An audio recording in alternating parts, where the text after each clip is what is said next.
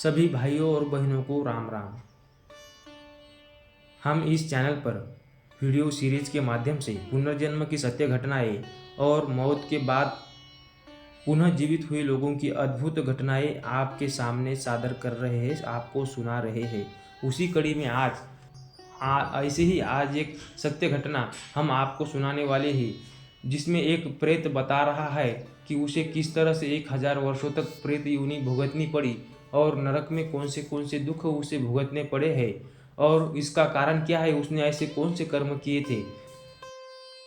वो सारे अनुभव आज इस वीडियो की कथा के माध्यम से आज हम आपको सुनाने वाले हैं, जिससे कि आप भी सावधान हो जाए, अपने जीवन में ऐसे बुरे कर्म से बचे। यही हमारा इस वीडियो के माध्यम से उद्देश्य है।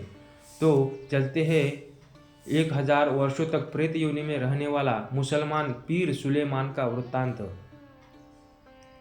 इस कथा के माध्यम से आपको यह भी पता चलेगा कि आप किसी भी पंथ मजहब धर्म के हो, चाहे ईसाई मुसलमान हिंदू या कोई भी हो, आपको आपके कर्म सनातन के मुताबिक ही भुगतने ही पड़ेंगे।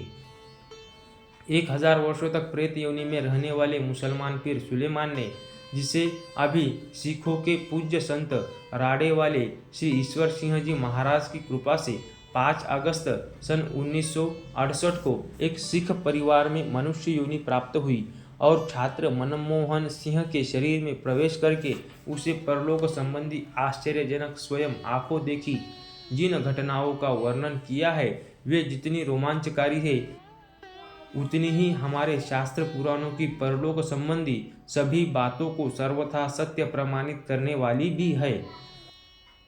पूज्य संत जी महाराज की सेवा में हर समय रहने वाले मास्टर श्री राजेंद्र सिंह जी ने हमें बताया कि हमने छात्र मनमोहन सिंह को अपनी एकांत कोठरी में बैठाकर उसके शरीर में स्थित 1000 वर्ष के मुसलमान पीर प्रेत से परलोक संबंधी जो प्रश्न किए और उसने हमें जो उत्तर दिए, वे जो के त्यों इस प्रकार है।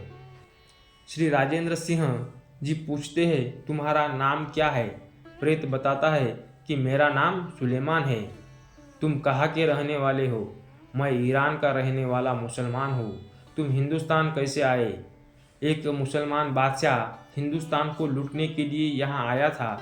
हम उसी बादशाह की सेना के साथ यहाँ आए थे। वह तो इस देश को लूटकर अपने मुल्क को वापस चला गया, लेकिन मैं यही हिंदुस्तान में रह गया।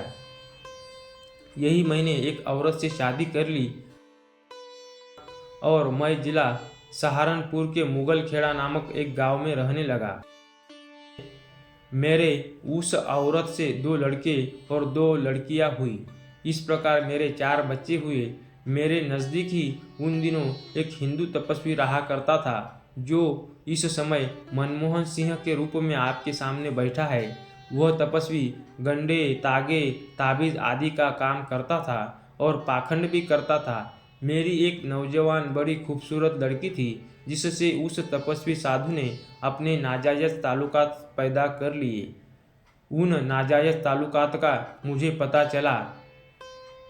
मैंने उस समय बहुत कोशिश की कि किसी प्रकार इनके नाजायज ताल्लुकात टूट जाए। खुद भी मैंने बहुत समझाया बुझाया और उस वक्त की हुकूमत के जरिए भी ताल्लुकात तुड़वाने की बड़ी कोशिश की, लेकिन मुझे कामयाबी नहीं मिली। मेरे दिल पर इस बात का ऐसा गहरा असर हुआ कि मैंने उस वक्त अपने खुदा बंदा ताला से यह दुआ की कि मैं इससे इसका बदला किसी प्रकार ज़रूर लूँ। हे परवरदिगार, तू मेरी यह इच्छा पूरी कर। इसी ख्याल में मैं कुछ दिनों के बाद मर गया। सुलेमान, तुम अपने मरने के वक्त की सारी हकीकत बताओ। तुम कैसे मरे और उस समय तुम्हारे साथ क्या गुजरी? जब मेरे मरने का वक्त आया, तब मेरे आंखों से आंसू निकलने लगे। मेरी जबान एकदम बंद हो गई। मुझे उस समय 4 यमराज के दूत लेने आए थे। वे आकर मेरे इर्द गिर्द खड़े हो गए और मुझे बुरी तरह से मारने पीटने लगे। वे चारों दूत बड़ी भयंकर डरावनी सूरत के दिखाई दिए। मैं उन्हें देखकर बहुत डर गया। मैं इशारे करता था, लेकिन मुझे उस समय अपनी जबान से बोला नहीं जाता था। उन दूतों के स्थूल शरीर नहीं थे। इसलिए वो किसी अन्य को दिखाई नहीं देते थे, बस वे सिर्फ मुझे ही दिखलाई देते थे। मरते वक्त मुझे बहुत ज़्यादा तकलीफ हुई, जैसे एक झाड़ी जिसमें कोई पत्ता न हो, उसमें लंबे नुकीले कांटे लग गए हो, उसके ऊपर बारीक मलमल का कपड़ा डाल दिया जाए और उसे बड़ी बेरहमी से खींचा जाए तो उस कपड़े का एक एक धागा अलग हो जाएगा। यही मिसाल उस समय मेरे आत्मा की है। मुझे मरते वक्त इतना घोर दुख हुआ कि मैं उसे बता नहीं सकता। यमराज के दूत जब तुम्हें धर्मराज के सामने ले गए तो उस समय रास्ते में तुम्हारे साथ क्या गुजरी? जब यमराज के उन दूतों ने शरीर से मेरे प्राण निकाले तो मेरी रूह को, जिसका सूक्ष्म शरीर होता है और वह आम लोगों को नजर नहीं आता, उसे वे मारते पीटते ले गए। करीबन 1 वर्ष का समय लगा होगा, तब मुझे धर्मराज के सामने ले जाकर पेश किया गया। अब तुम यह बताओ कि जब तुम्हें धर्मराज के सामने पेश किया गया उस समय तुम्हारे साथ क्या गुजरी? धर्मराज के पास पहुंचने पर चित्रगुप्त नाम के फरिश्ते ने मेरी जिंदगी के जितने भी पाप पुण्य थे सबका सारा हिसाब किताब धर्मराज को बताया।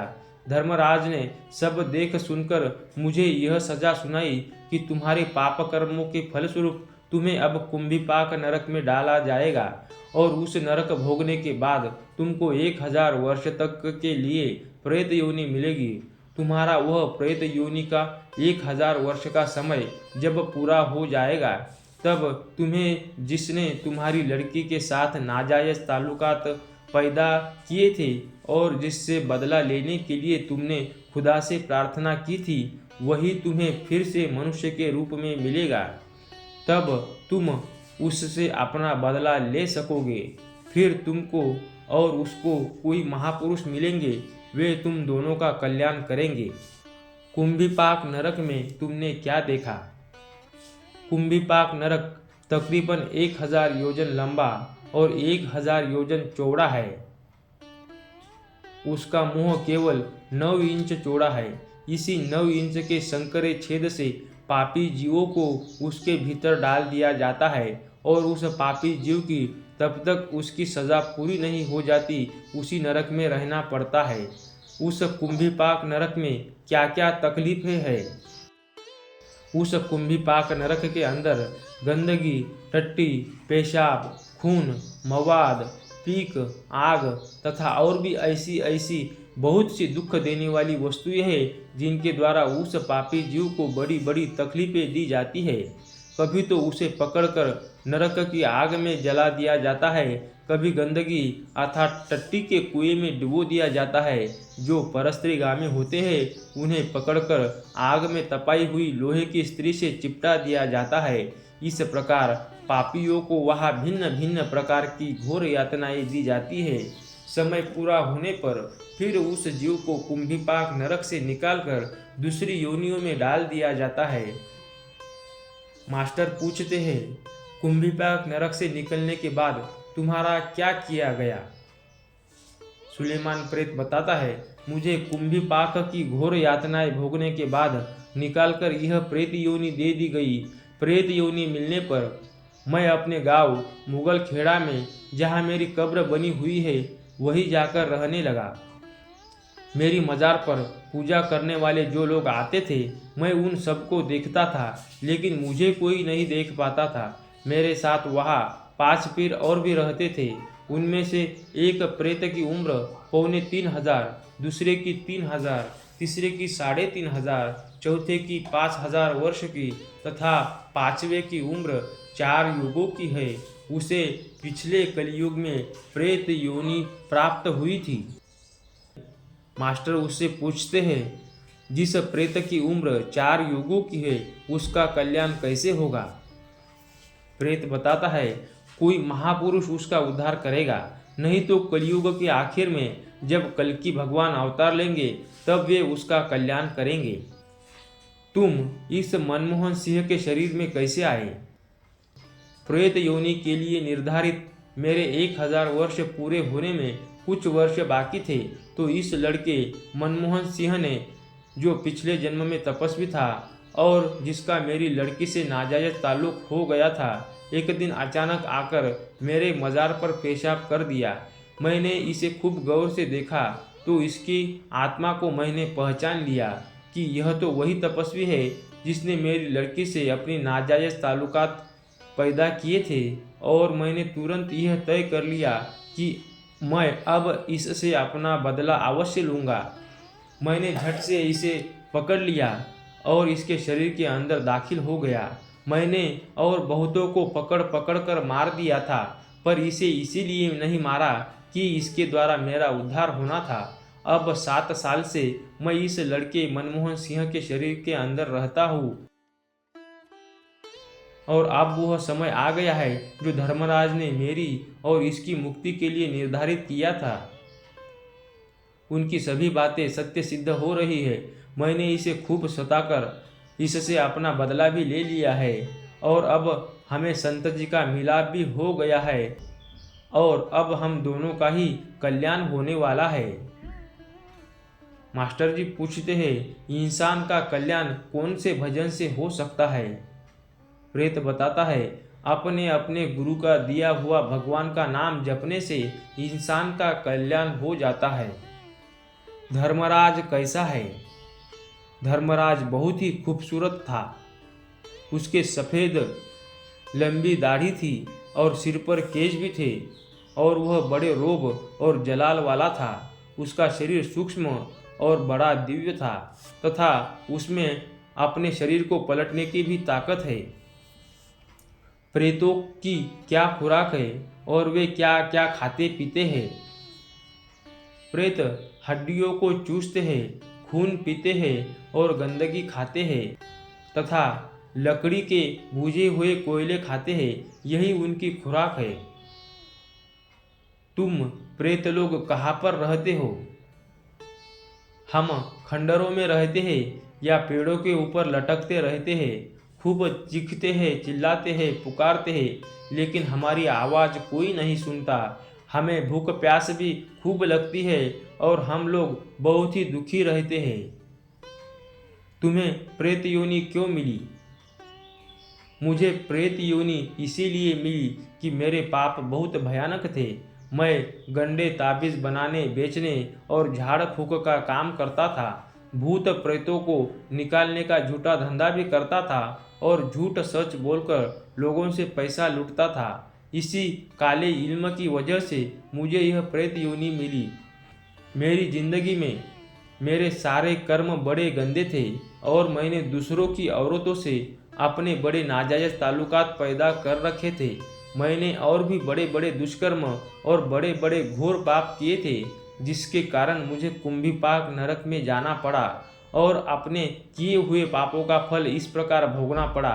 फिर मुझे यह 1000 वर्ष के लिए प्रेत योनि मिली, जिसके कष्ट मैं अब इस समय भोग रहा हूँ। क्या तुम प्रेतों को, भूतों को कथा कीर्तन में, सत्संग में शांति प्राप्त होती है? प्रेत बताता है, प्रेत और अन्य भूत योनियों को सत्संग में तथा कथा कीर्तन में आने का हुक्म नहीं है। अगर भूत प्रेत कथा कीर्तन में, सत्संग में आते हैं तो उन्हें आग लग जाती है और शरीर जलने लगता है। जहाँ कथा कीर्तन और सत्संग होता है, वहाँ से भूत प्रेत एकदम से भाग जाते हैं। यदि कोई प्रेत किसी मनुष्य के शरीर के अंदर प्रवेश कर जाए, फिर वह आदमी यदि किसी महापुरुष की शरण में चला जाए और उस महापुरुष की दया दृष्टि से उसके लिए यह आदेश हो जाए कि तुम सत्संग करो, कथा कीर्तन सुनो, इससे तुम्हें शांति प्राप्त होगी, तो उसे सत्संग करने तथा कथा कीर्तन सुनने से अवश्य शांति प्राप्त होती है। यहाँ प्रेत से किए गए मास्टर श्री राजेंद्र सिंह जी के प्रश्नोत्तर जो के त्यों दिए गए हैं। यह स्मरण रहे कि छात्र मनमोहन सिंह के शरीर में रहने पर वह मुसलमान प्रेत कुरान की आयतें बोलता था, जबकि वह छात्र कुरान का एक अक्षर भी नहीं पढ़ सकता था। तो भाइयों और बहनों, यह थी प्रेत योनि की सच्चाई। इस प्रेत ने सब कुछ अपना सच सच बता दिया कि प्रेत कहाँ रहते हैं, क्या खाते हैं, उन्हें प्रेत योनि क्यों मिलती है, उन्हें शांति कहाँ पर मिलेगी, उनका उद्धार कैसे होगा। तो इस कहानी से हमें यही सबक लेना है कि हमें जो मनुष्य जन्म मिला है हमारा उद्धार करने के लिए है, भगवान का नामस्मरण और गुरु की कृपा से अपना उद्धार करने के लिए मिला है। इसीलिए हमारा जल्दी से जल्दी उद्धार हो इस प्रयास में रहना चाहिए, ना कि कोई गंदे बुरे कर्म करके ऐसे बारंबार प्रेत योनि या कुंभी पाक नरक जैसे दुखों में हमें फंसना है। तो आपको यह कहानी कैसी लगी कमेंट में अवश्य बताइए। राधे राधे ज़रूर लिखें। पूरी कहानी धैर्य के साथ सुनने के लिए दिल की गहराइयों के साथ मैं आपका आभारी हूँ। राधे राधे।